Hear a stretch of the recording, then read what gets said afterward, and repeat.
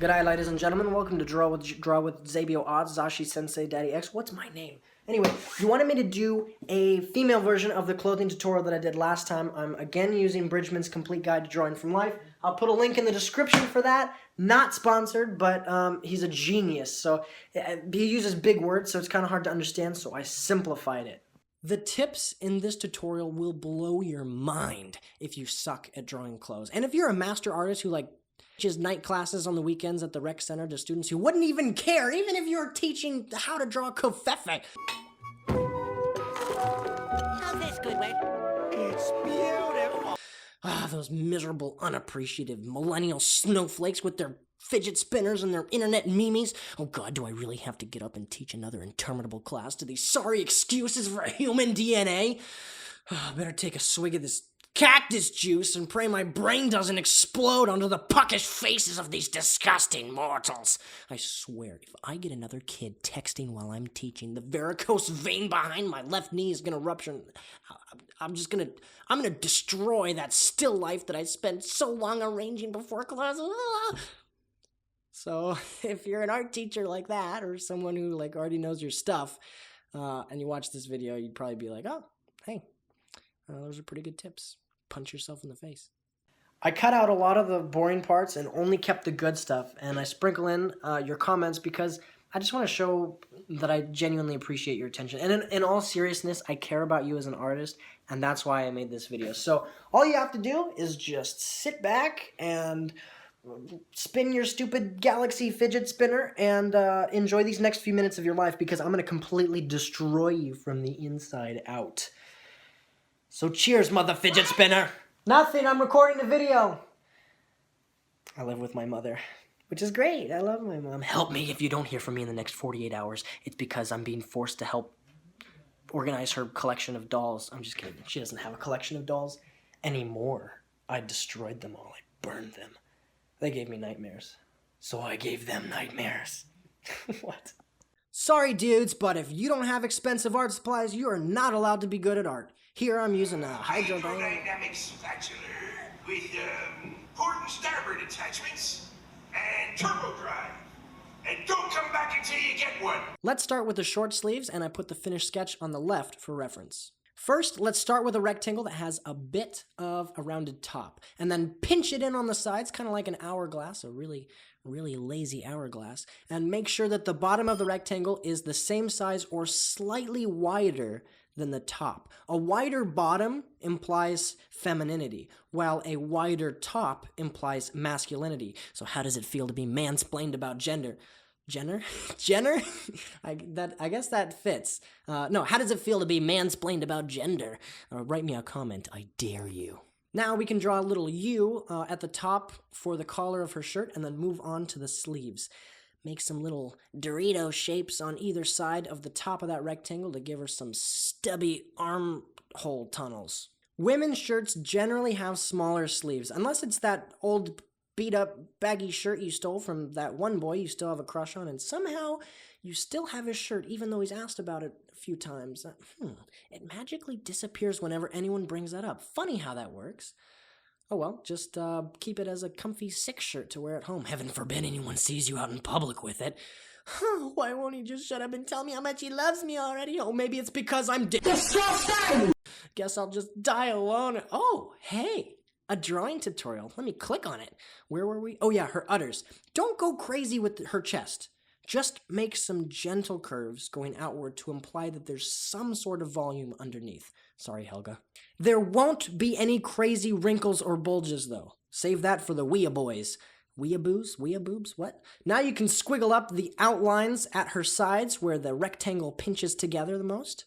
We're doing this for a very specific reason, and that's because the material is resting a little bit there, because that's where her torso expands back out again, down to her hips. So it kind of bunches up there where it's kind of like laying and resting on her hips right there, just a little bit. No need for a lot of wrinkles, though. We'll save that for this part at the bottom of her hips. The rest of the material is resting on her hips at the bottom of her shirt, and so to convey that in the drawing, squiggle up that outline and then do some zigzaggy folds. Oh my God, I'm dying. Allergies, man. Oh, important wrinkle rule. Your lines never intersect. Whenever two wrinkles meet, they either veer off to the side like a bad game of chicken, or they combine to create a new wrinkle. They never make the letter X, ever. The very last thing is to darken all of the important lines. Everything except for the top of that rectangle, above her collar, and a little bit of that section above her armpit. And we're done! But how do you make it look so clean? All you did was scribble on the paper to make a messy version of what's on the left. Okay, fine. You don't like it? I'll just erase the whole thing. No, it's too late. The deed is done. Now, because you scribbled all over the place lightly and then darkened the good lines, only the dark stuff will stay. Then just go over it again to make it look pretty. There is one more place to put wrinkles, and that happens to be the place where the wrinkles are most often seen, which is radiating from her shoulder. And the reason why it's so common is because your shirt is just a piece of cloth, right? It has no structure without your beautiful body underneath it. So that piece of cloth rests on your shoulders all day. I guess you could say you got the weight of the shirt on your shoulders. Oh my God, I'm dead. And because the cloth is hanging off of your shoulders, there will be lines radiating from where that tension point is. I dare you to lift up a spot on your shirt right now and see for yourself the lines that radiate out from it. Last piece of advice would be to make the wrinkles that you decided to keep deliberate but light. 99% of the time, wrinkles should be lighter than the outline of the shirt. If you do that, your piece will automatically look twice as good. And then just put in the potato Steve, and then you're done. Oh, I'm dying. Save me. Oh my god, how do I draw that? Shut up, you'll be fine. The harder you try, the worse it will be. So just give it the same effort level as that one teacher that you had in school, who just lets you watch movies all day. I'll have you know that Finding Nemo in Spanish is educational. Shut up! No one pays attention to that crap. I'm sorry if I offended you, Mrs. Dowdy. Although, I got a lot of sketching done in your class, so I guess maybe I should be thanking you. I'll bring you with me to VidCon 2025 when YouTube finally takes pity on me. They're gonna be like, okay, fine, you can come, just stop bugging us. Oh yeah, we're drawing stuff. Scribble. Not even kidding. Make some light scribbles, and then do that same lazy hourglass thing with the rounded top like before. Oh great, you can draw a neck hole. Congratulations. Dude, many places to put the arms. If I'm going to do a pose tutorial, you need to tell me in the comments, but this is just going to be like a slightly elegant pose with our invisible girl's arms at her sides, just laying there. Get a job, you butt panda. Basically, just make some bendy rectangles from her shoulder down to almost the bottom of her shirt. And now that we have a decent outline, let's do the hard part. I mean, the fun part. Break the outline of her elbows with some squiggles, and then draw some zigzaggy lines to show that it's bunching up there. Remember, there's tension wrinkles where it's being pulled, and then there's zigzaggy ones where it's laying on something and bunching up, like this, at the elbows. And then gently curve where her genetically modified, drowned in antibiotics breasts are, just to show that there's something underneath there. Here's a slight variation on how to do the folds on the sides. Curve them upwards toward her chest, and that's because her bust is sticking out, creating a tension point, and therefore creating wrinkles radiating out, down from them. Doing this shows that the material is gently being pulled tight at her chest and left loose underneath because, her abs don't stick out as far as her chest does. Now erase the whole thing like a cranky toddler and redraw the lines that look good. Remember, make the wrinkles thinner and lighter than the main shapes of this garbed torso. Is that even a thing? Oh, I need to have a seat and be humble. Woo! That was cool. I almost rapped for a second. Oh my God. And here's the wrinkles we're going to keep.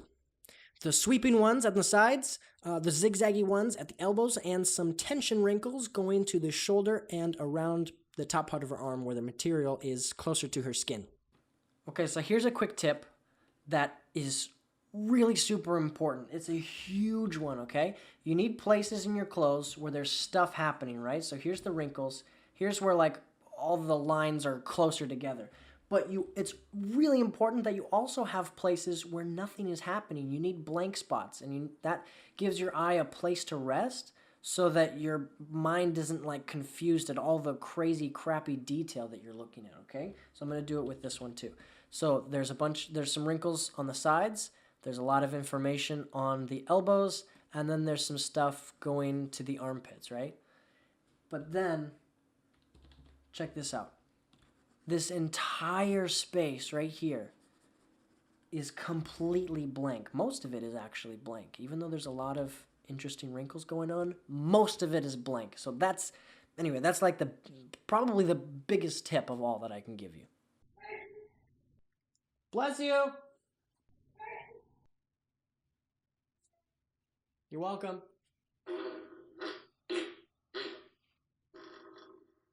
That is my email notification. I swear. I swear that's what it is. I'm serious. So what I just gave you was a lot of information in physics, and it's hard on your brain.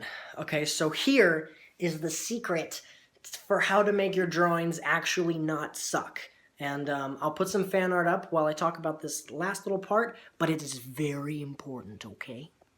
Okay. If you're tired of designing your characters with crappy outfits because you somehow find a way to ruin every drawing with really bad wrinkles, I want you to try this, okay?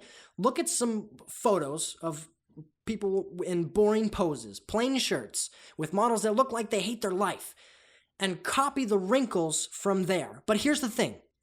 Keep all of the information that I just gave you in the back of your mind. You will be such a dangerous artist if you can take what I said about the tension points and the zigzaggy folds and stuff and combine it with copying simple photos. But you gotta be patient with yourself and let yourself have a few, well, more than a few crappy sketches. Put it this way. I wouldn't bully you if you showed me a crappy sketch that you tried on, right? So don't bully yourself when you fail like an idiot, because that's gonna happen. The only way that you're going to get good is if you're able to put up with yourself through this experimental phase.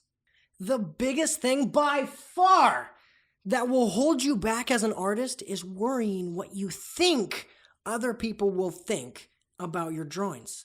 Take a deep breath. Who cares? Nobody cares about your art. You're the only person in the world that you need approval from, you understand? As soon as you stop letting those inevitable crappy drawings destroy your mood, you've won. And there's nothing else you need to do at that point because that's 99% of the struggle. Compared to that, going from amateur to pro Disney animator is a walk in the park, and those guys are crazy good. That's it for this tutorial. Let me know what's next. If you end up using any of these tips in your drawings, or if you just have some fan art and you want it shown here, tag #Xabio fan art on Instagram and Twitter and stuff like that. Or if you don't have any other social media, email me at fanart@xabioarts.com. I love you guys so much.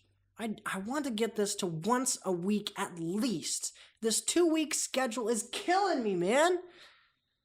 Could you imagine if I did a video like every other day?